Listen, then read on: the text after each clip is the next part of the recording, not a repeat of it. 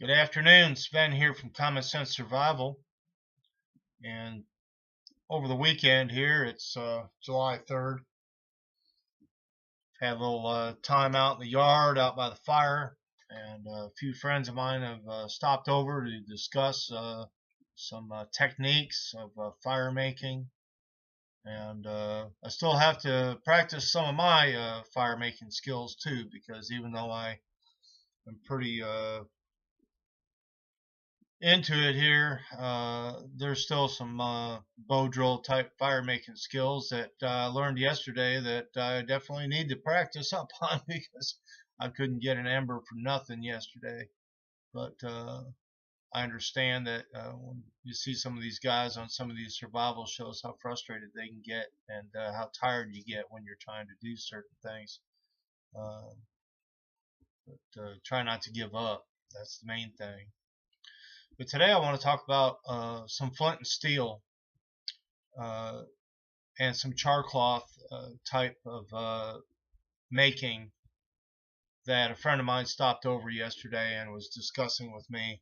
He was having a hard time and he wasn't sure if it was his technique or if his steel needed to be rehardened or just what the problem was. So we sat and talked for a few minutes, and I isolated the problem fairly quickly, and I want to elaborate on that today.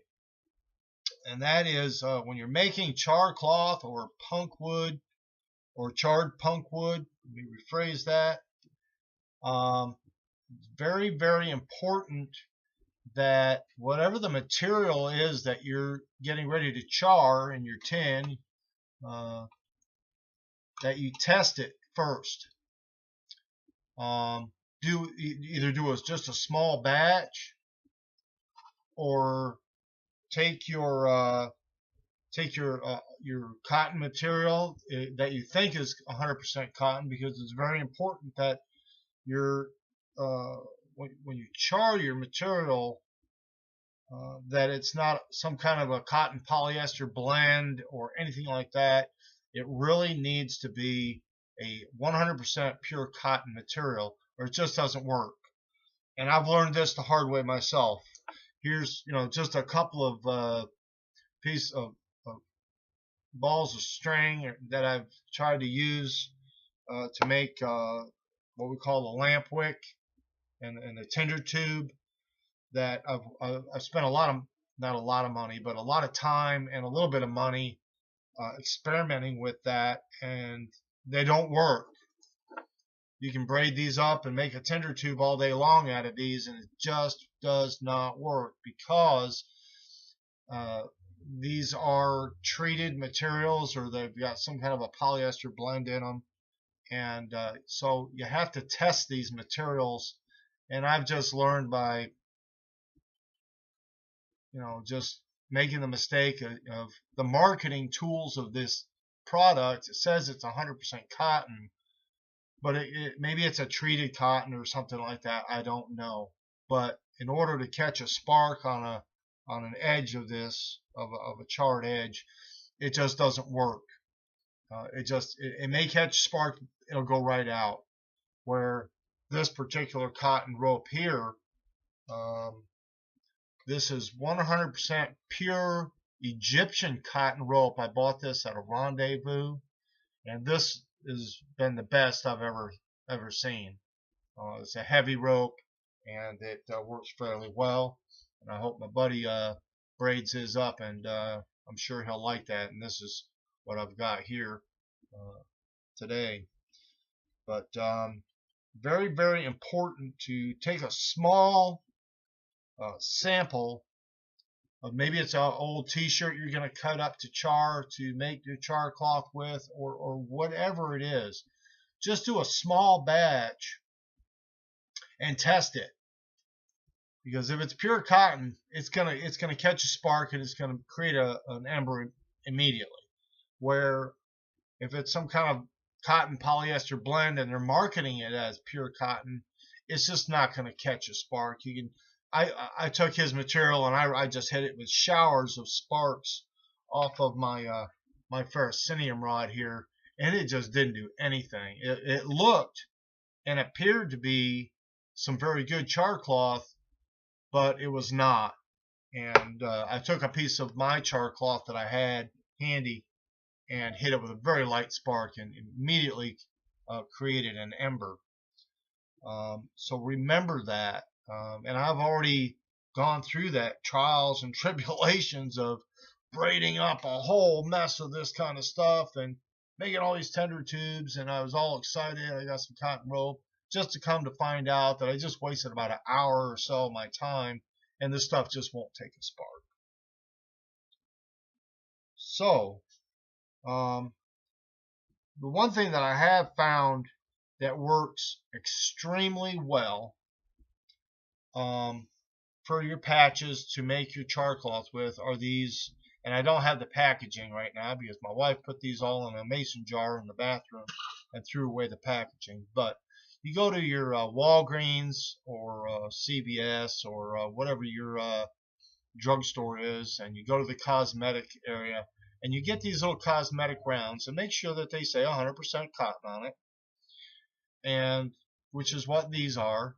They're just a quilted cotton pad for the ladies. They use them to take their makeup off with. And try these. You know, there may be a couple of different brands out there, and I don't have the name of the particular brand that I used.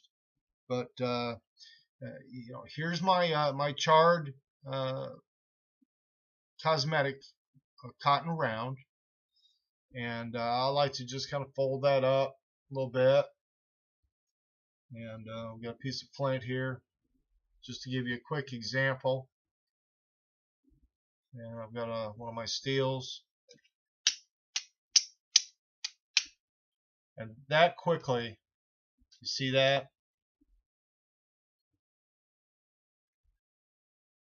That's how your char cloth should work. As soon as that spark hits that, it should ignite immediately. So, I mean, we were hitting this other material with sparks for a few minutes out there, and it just sat there and did absolutely nothing. So always test your material. Don't do a huge batch and waste a lot of time just to find out that whatever this, you know, whatever this so-called cotton rope was is not cotton rope. It has the appearance of cotton rope and the texture, but this is pure cotton here in my little ashtray. And you saw how quickly that takes a spark. So my point today is make sure that the material that you're using for char cloth or punk wood, just do a sample to begin with and test it. And don't waste a lot of time. And it looks like char cloth and everything. You put it in your kit, and the shit hits the fan, and you got to start a fire, and you pull that out, and it doesn't work. And that can be a huge problem. So remember to test your materials. And like I said, these little cotton pads here that you get at the drugstore, you get like 80 of them for about $1. Very cheap, and you don't have to cutting up all your old t-shirts and wasting time there. They're all uniformly punched out, probably at the factory. But this is a very good and effective cotton material that you can buy readily available, and it just works fantastic for char cloth. So wanted to bring that message out to you there today, so that you're not wasting your time and you're not preparing something that's not going to work for you. Always test your material. This is Sven from Common Sense Survival. We're going to cut it right there.